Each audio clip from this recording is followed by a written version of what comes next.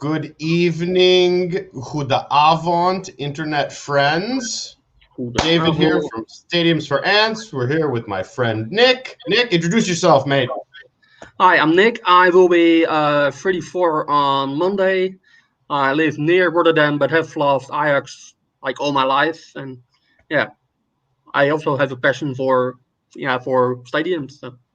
So Nick's here. He's going to ask me a couple of questions, but really quick before we start with that, I just wanted to do a little bit of an introduction because I've been thinking about this a lot. So as I said on Twitter the other day, people ask me all the time why I love football and why I love European football and how I came to love a couple of different clubs, but specifically Ajax and also Rangers, which I'm going to talk about as well tonight.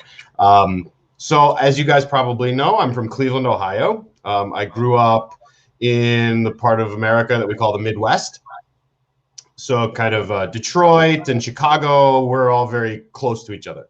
And when I was about 12 years old, I had some family from Paris come to visit us for the summer, and they introduced me to the world of the beautiful game. So I started to become a fan, and I started to pay attention, and I've always loved all kinds of sports. And what I started to notice very quickly is that there's a big difference in the clubs in European football and in American sports like baseball or basketball. And what I mean by that is clubs like Ajax, clubs like Rangers, clubs like Borussia Dortmund or Marseille, there's a character. Like the club has an identity. The club has something about them that makes them different, that is part of who they are. For example, of course, the Toekomst with Ajax and the beautiful, rich history of being this wonderful club that produces young footballing talent. And that's part of the DNA of Ajax. And I see that among lots of clubs. And it's different to me because we don't have that in America. We have maybe a couple of teams that have a real identity like this, like the New York Yankees or the Los Angeles Lakers.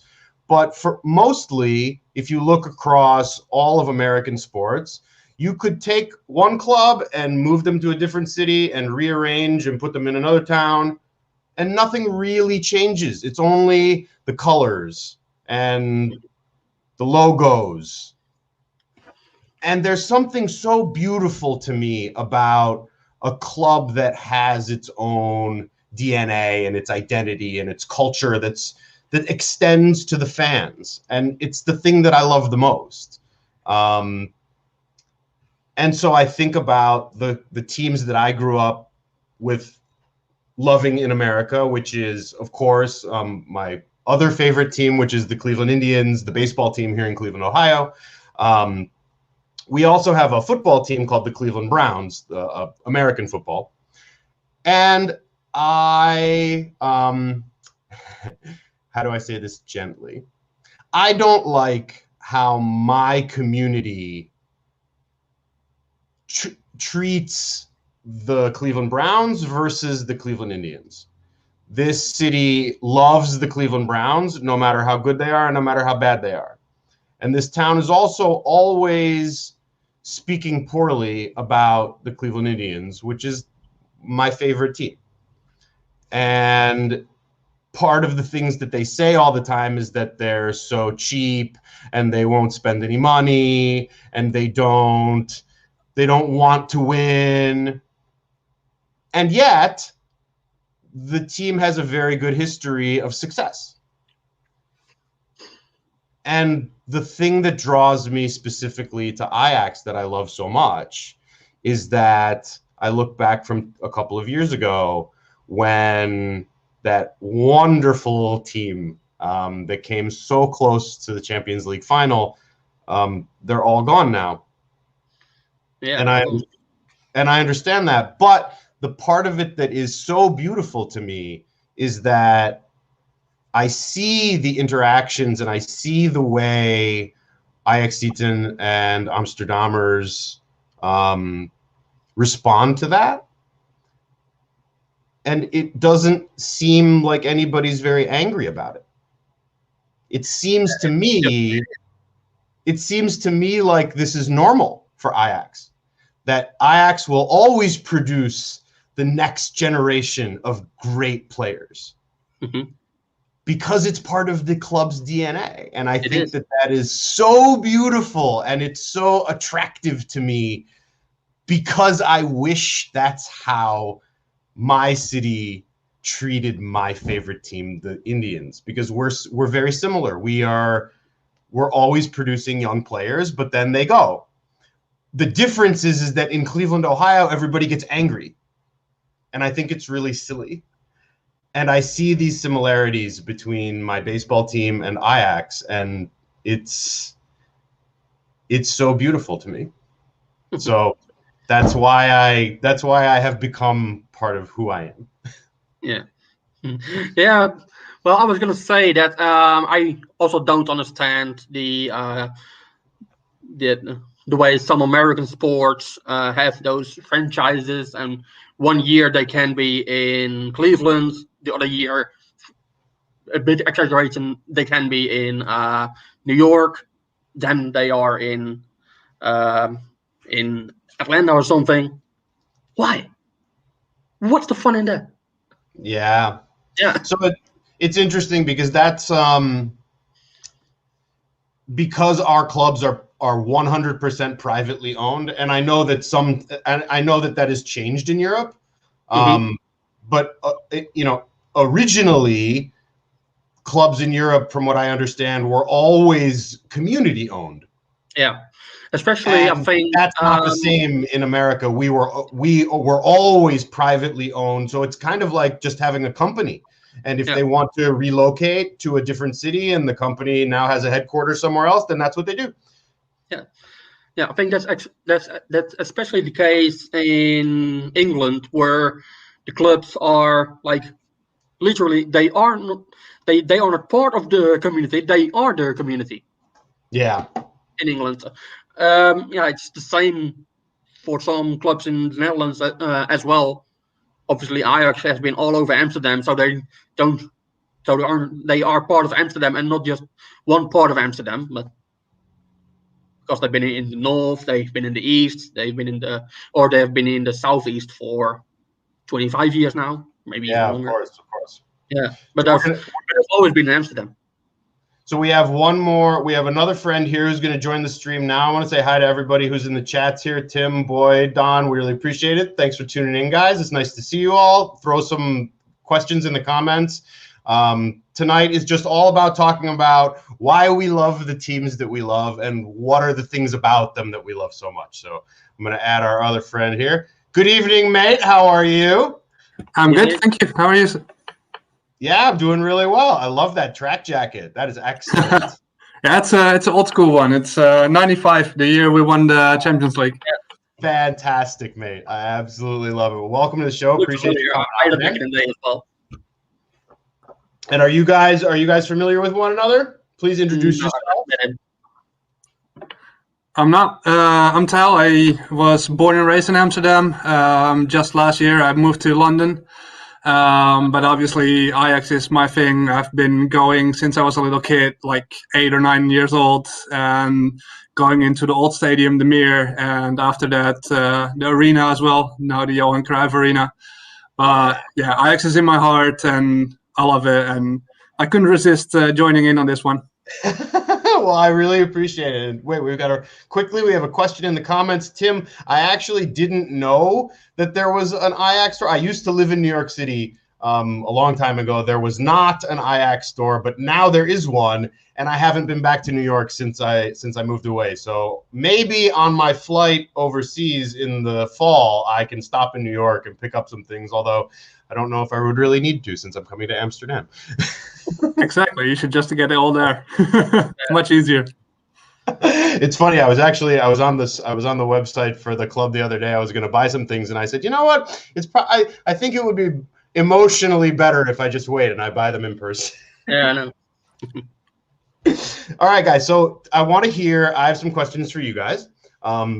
Obviously, the clubs that we love are normally passed down from generation to generation, and it comes from your parents or your grandparents. I know that for me, it was always my grandfather who was the person who kind of taught me how to be a sports fan and taught me which teams I'm supposed to support. But I want to hear, number one, from both of you, how did your love of Ajax begin? Who did it come from? And what are your favorite things about your club? Yeah, I'll start. Well, my love of Ajax came from my father and my uncle. They took me to see Ajax at the Meer against Willem II in 1995, and I was 8 years old at the time. And then Ajax won. This was the final season at the Meer, yes, 1995. No, the season before. The season, okay. Yeah, it was 96-97 was the first season in the arena.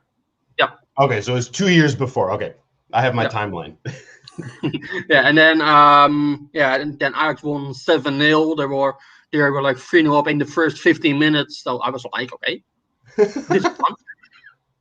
And also, I remember you were still able to walk to the side of the pitch. And then by the fence you can like grab the fence, and as an 8-year-old, that's something really incredible. And I could almost touch Mark Overmars. So I was like, hey, wow, that was really incredible.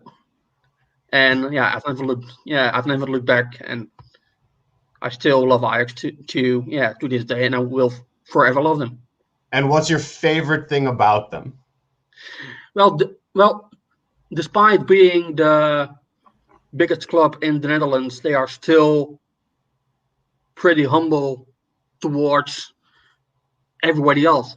They may not be seen as such like that by the others, and I understand why, because they also have that kind of arrogance about them. But still, they are always looking to better themselves, but also better the other teams.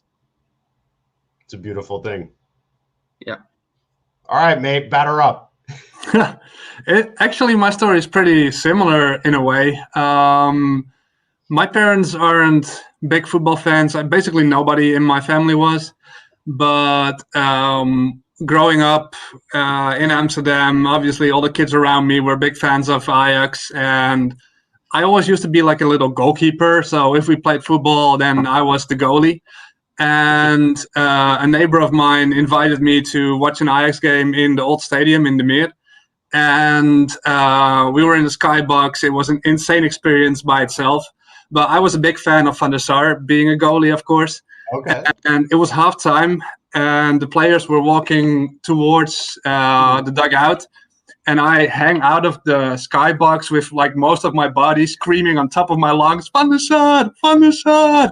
And I saw him looking like, where's that annoying sound coming from? And then he spotted me hanging there in the skybox, and he just went and did the thumbs up to me. And from that moment, I was completely sold. And since then, I basically haven't missed a game. And was it like it's just amazing. I've been to a lot of matches, of course. But did he have the keeper's gloves on? So it was like a big thumbs up? He did. Yeah, it was a big thumbs up, indeed.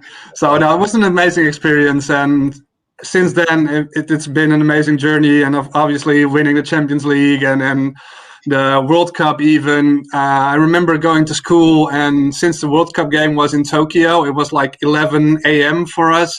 And the whole school was just, go watch the game in the auditorium and do whatever you like. And then we won, and we didn't go back into school. We just went to the Leidseplein and have a party afterwards, even though we were only 12 years old or something. So it was insane. It was so amazing.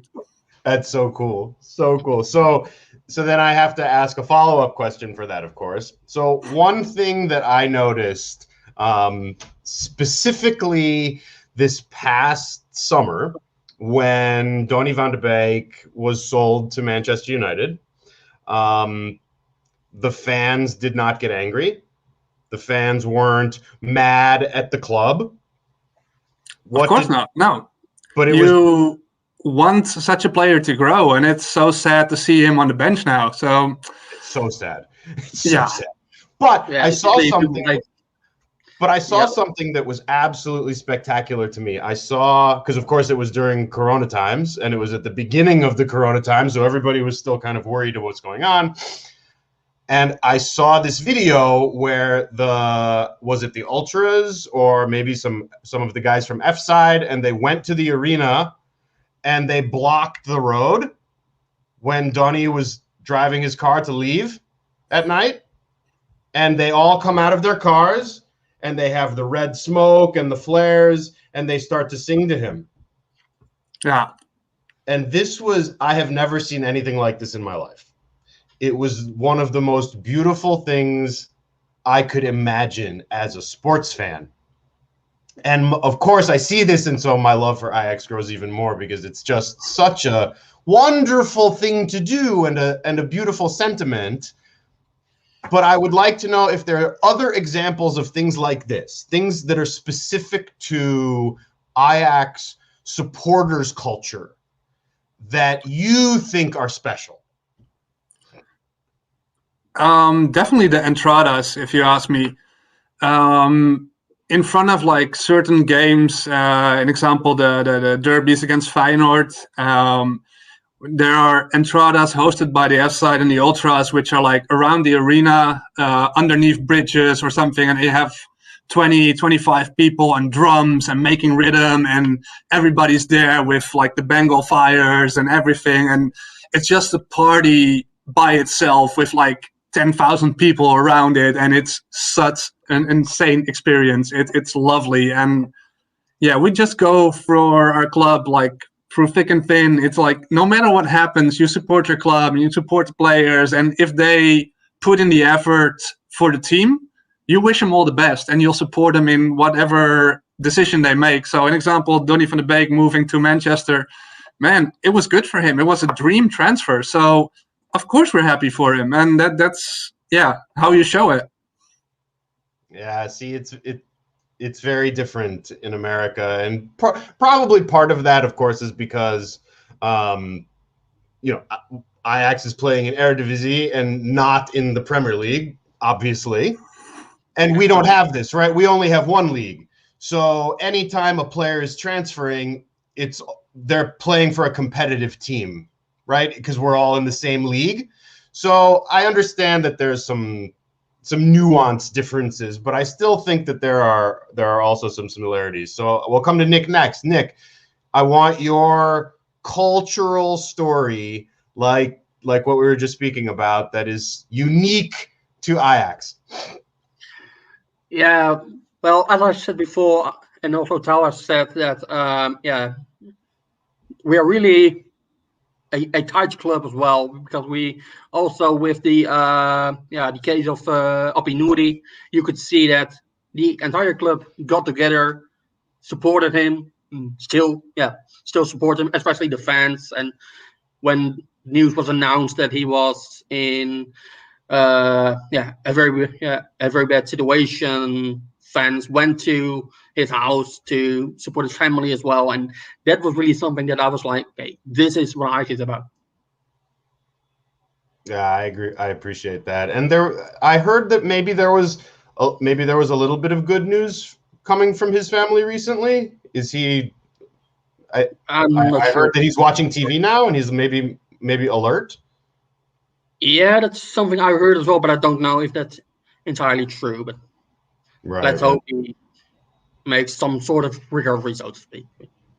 Well, it's very nice, of course, that since we're talking about Donny van de Beek, that he's wearing number 34 in Manchester, which is just wonderful, beautiful sentiment.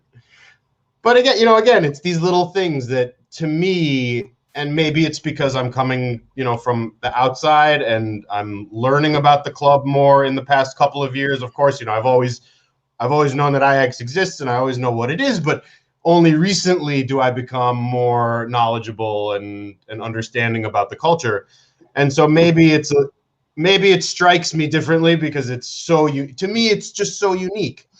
I can only think of maybe 2 or 3 other clubs in Europe that are quite this unique. And so to me, it's very special to see this and to become part of the community and to meet people like you guys and to have these conversations is just, it warms my heart. So let's see. I think we had one other person who was going to join us here tonight. But while we wait for them, how about we ask some other questions? I would also like to know, and my man T, we're going to start with you, man. I want to know your favorite moment that you spent in the arena and your favorite moment you spent at Demir. Oof, that's a good one. I think the one that I spent in the mirror, I just explained earlier with Van der Sar looking at me. That was the moment I'll never forget.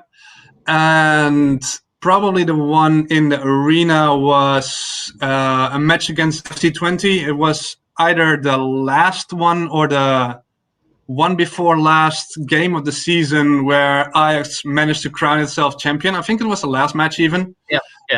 And I was there. It was so insane. We got 1-0 down and everybody was a bit sad and we were like, oh shit, it's not going to happen. And 20 was like, on the same amount of points or one behind. So if they would have won, they would have been crowned champions.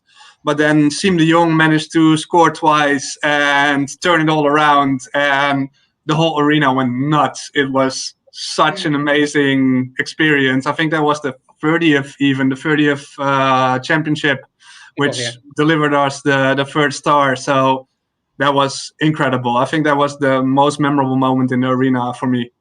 That's awesome. All right, Nick, what you got for me?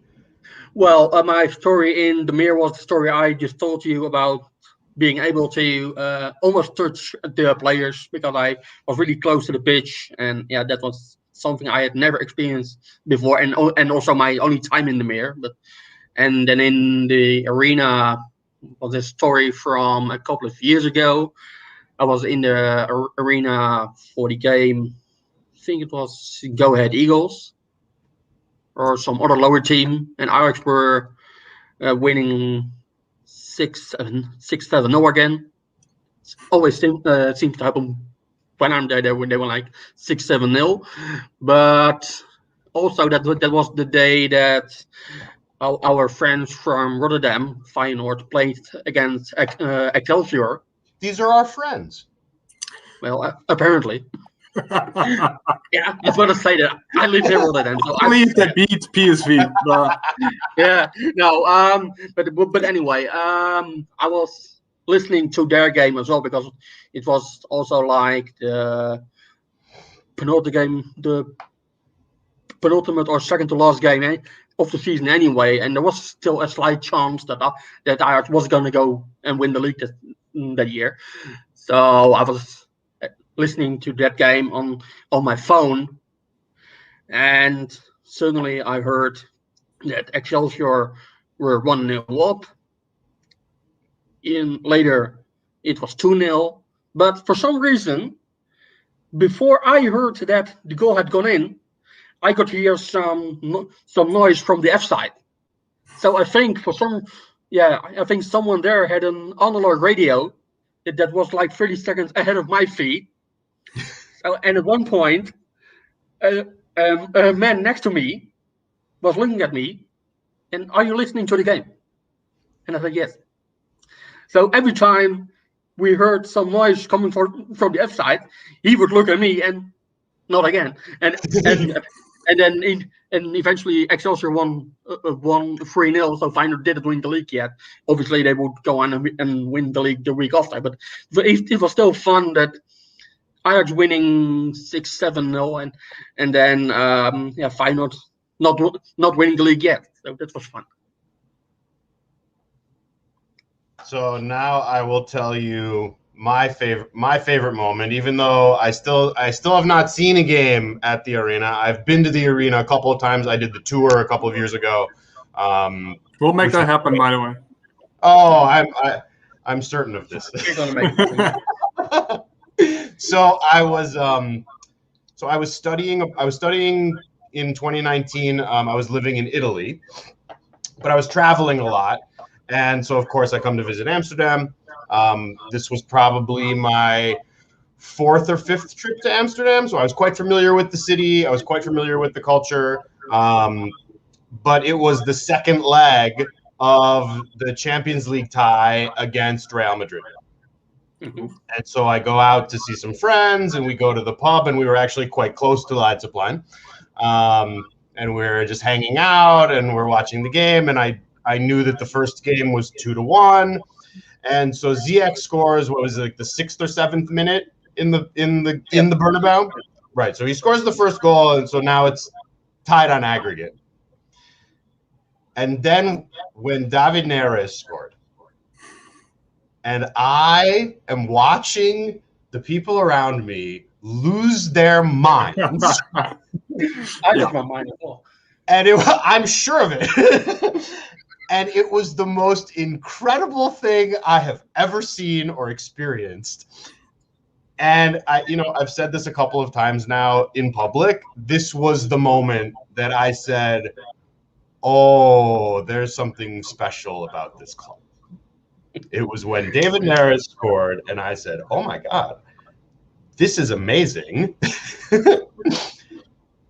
Yeah, so it was kind of love at first sight after that. Although that's kind of a terrible story because that didn't take place in the arena, which doesn't matter. It makes you belong to like the whole club and the feeling. So whatever story you have to link you to the club is one of itself, and it forms your feelings for the club and everything around it. So it's right. It's about moments. Exactly. That's what it's all about. And it's funny because I talk about this a lot with my little stadiums. It's about capturing those moments and like having them on your desk or putting them on the wall. And it's that's what makes it's what makes football special, but it's what makes this is what I mean to say is that it makes this club special, because not every club has not only all these wonderful historical moments, but not always these wonderful cultural moments. And to me, that's even more special than just the normal kind of, oh, they scored this great goal and it was cool.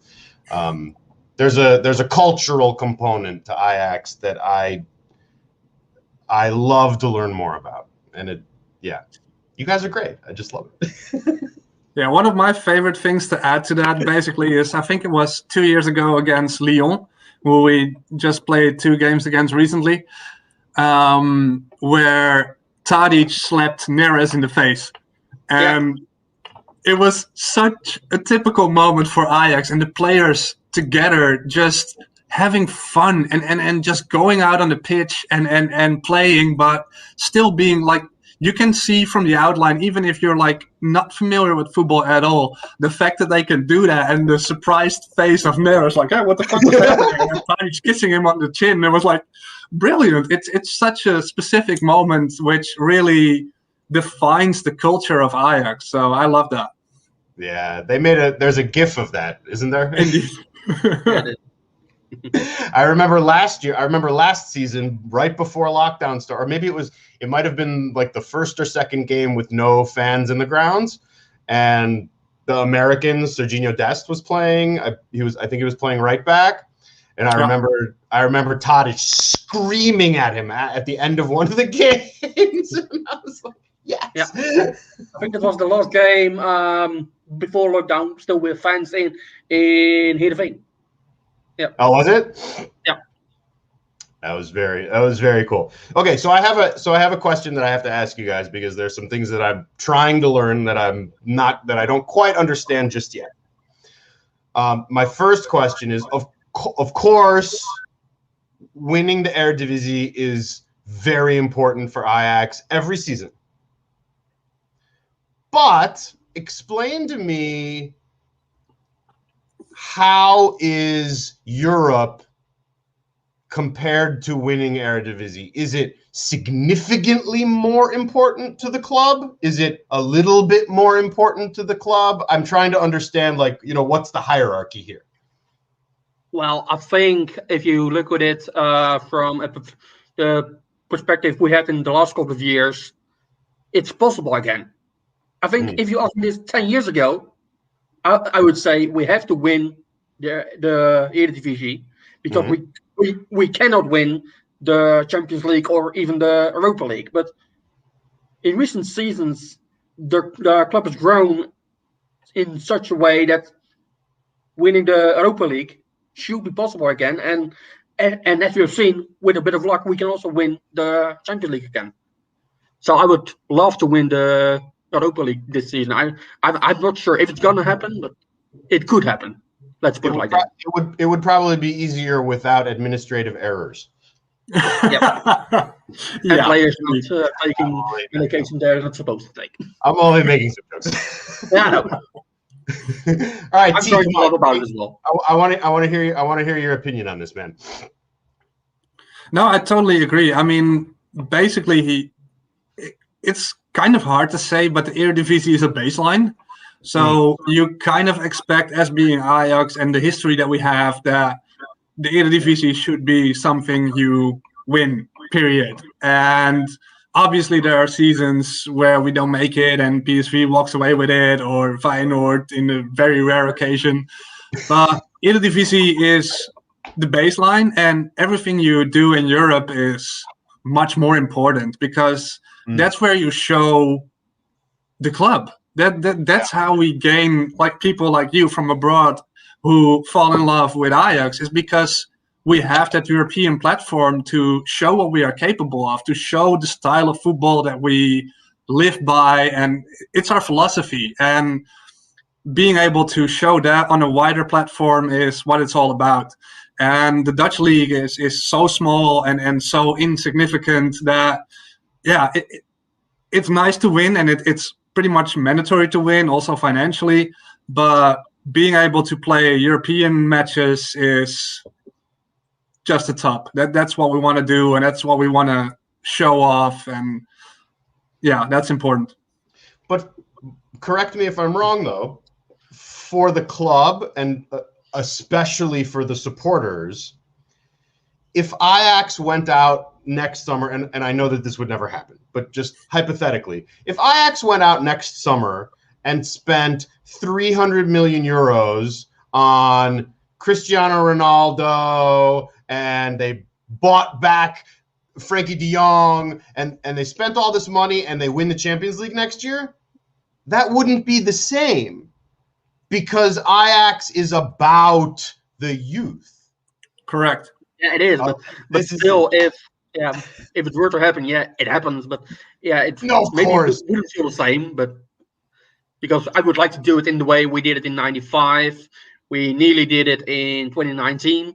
That's the way it should be done. But obviously, if we can do it with 300 million euros and Ronaldo and De Jong, I don't mind either. But no, of course. But this is what I mean when it's about, like, it's part of the club's DNA. It's like, because it's the philosophy. This is who Ajax is. Yeah, that's also the point that sometimes I try to argue with fans of Feyenoord, of PSV. They only care if they win. I can love a game that Ajax loses 4-3. And still lose. So, as long as they show the dedication on the pitch, if they fought for it and they lose, well, that'd be it. But if they play like good football, who am I to not like good football? Exactly. Yeah. No, that makes perfect also sense. A game that will forever live in my mind was a game against AZ. I don't remember the year. I think they were still in the old stadium, so it must be like 15 years ago now. It was a game that AZ won 4-2 or 4-3, but it was such a good game that still lives in my mind. You could ask me about a game we won 1-0 maybe against Sparta or whoever, and I don't remember the game. Okay, so then I have another question. Because, of course, I understand the rivalry with Feyenoord.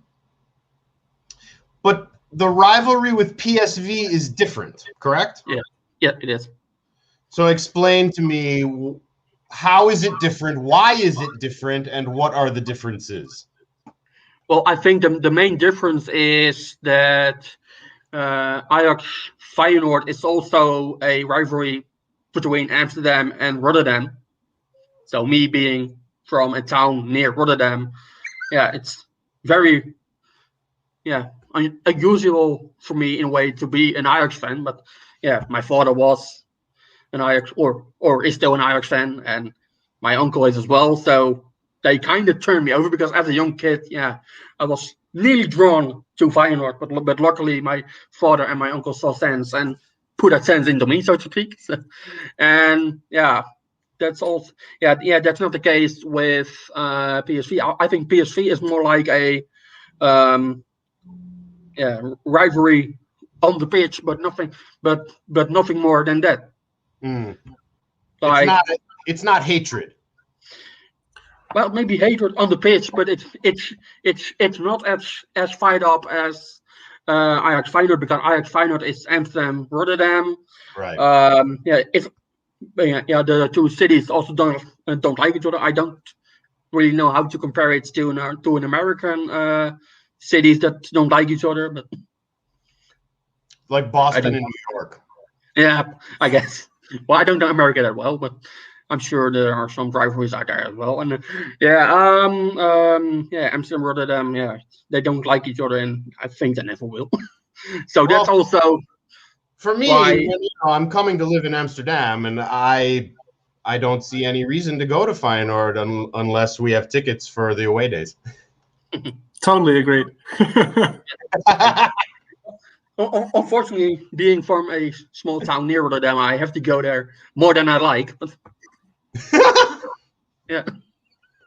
Well, sometimes I have to eat as well. I used to work for two companies in Rotterdam, but I just can't be there long enough. I have to be there for as short time as possible. Yeah. Otherwise, I'm going mad. You leave and then you feel like you need to take a shower. Yeah. It's also why I always say that the best thing about Rotterdam is the first train I can get to Amsterdam. All right. Well, we got a couple questions here in the comments. Let's get to these questions. Does anybody have? Oh, Tim wants to know our opinions on the Onana situation. Would anybody like to take a shot at that one? T, you're up, man. Yeah, I mean, my preference for goalies, so I really emphasize with Andre, obviously. It's a sad thing, and I think the punishment is way overshot. If you look at like different teams where multiple players have been accused of using forbidden stuff, they get like a 3-month ban overall for the whole team, and this player is getting 12 months by itself. It's insane. And one thing to remember also is a Champions League finale between Juventus and Ajax in 1996, where 2 years after the fact, it came out that multiple players of Juventus had actually used some kind of doping, and the UEFA just let it be.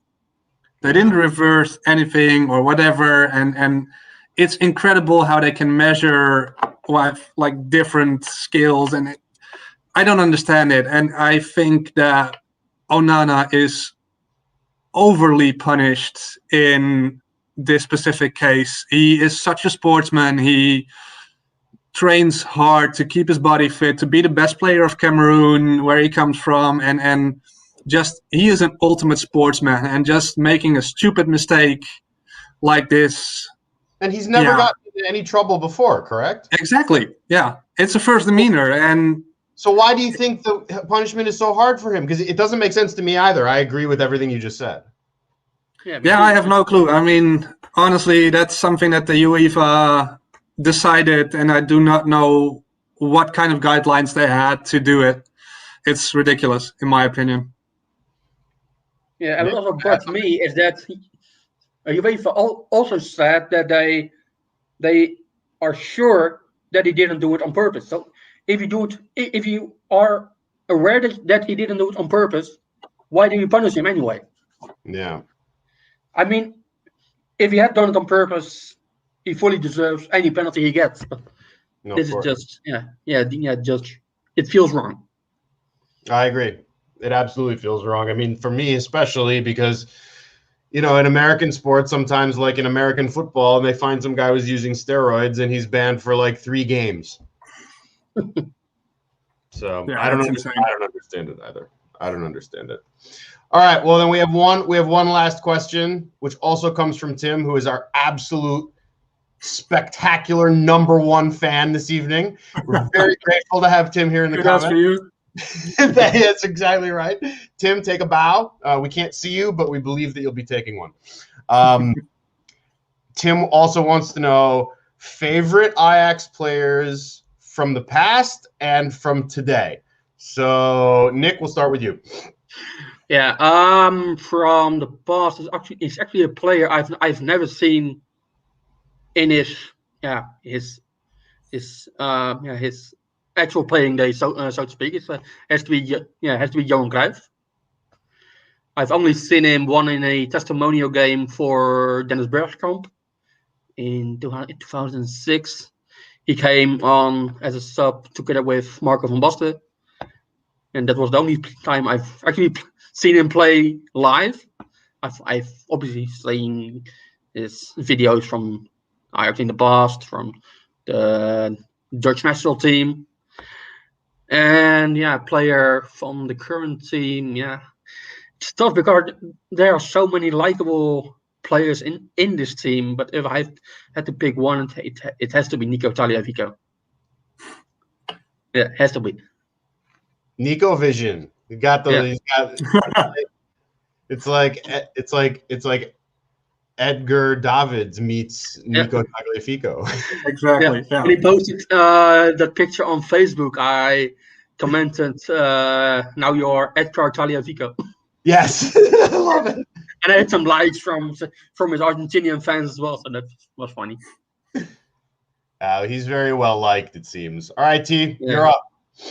From the good old days, I think I'll go back to like the 95 squad, and there were actually a few. I mean, singling out one of them doesn't do any of them justice, but Finidi George, the right winger, together with Witsche and Bergkamp and both of the brothers, de Boer, just the whole team back then was phenomenal. Currently, I would also, I think, go for Tagliafico because although he is a bit less than he was previous seasons this year, he is a little fighter and his spirit is awesome. It doesn't matter what happens to him. You can like knock him out on the pitch. He'll get by and go back to it. And that's the kind of attitude that we as Ajax fans love to see. So obviously him, it's good to have Klaassen back. Based on what you said earlier, if Ajax would buy players of the past like Frenkie de Jong, like get a Ronaldo or whatever, it's basically what Ajax did this season by getting some experience back. With Davy Klaassen. He's definitely done the team well. The first 3 or 4 games of the season were played without him in it because he wasn't bought yet. And Ajax wasn't quite what they were now. And since his arrival, the whole team has just been uplifted. And I definitely value that for him. So he gets a lot of respect from me and other Ajax fans as well. Yeah, that makes sense. I know exactly what you mean. Yeah, go ahead, Nick. Yeah, and I would also like to make a kind of a case for Edson Alvarez as well. Yeah, I have also always stuck with him. I thought he should have had a shot at right defender or right centre back, but obviously that's now the spot where Timber plays, and he really found his feet in midfield now. So I'm really hoping he can keep up his form and be important for us. Sure. Well, for me, my going back to the past is maybe not going quite as far back as you guys. just by nature of learning about the game more, at a little bit of an older age. For me, I love Zlatan. Like, I really, really, really love Zlatan. I think he's hilarious. Like when he answers questions in the third person, it's one of the funniest things I've ever heard, and I think he's great. I don't really like what he said today. He had some things to say about my boy LeBron James, which I was not very fond of. But yes, Ibra, I love it. It's so good.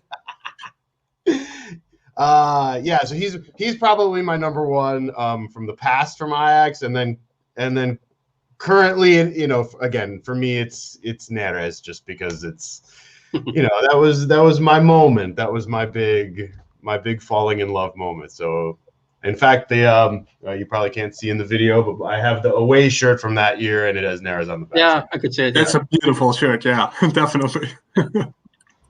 Well, thank you guys so much for coming. This was so much fun. We're going to do more of these videos. Yeah, no, of course. It was beautiful. Thank you for having us, David.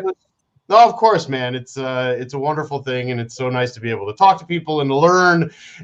For me, the most important thing, again, it's such a cultural institution, and the DNA is such a big part of it, and you guys are part of that. And so to be able to have these conversations, I love it so much, because it makes me feel closer to the club. It makes me feel closer to the community. And it allows me to learn a lot. And I hope that we're entertaining some people along the way. So thank you guys for coming. I really appreciate it. And everybody share the video.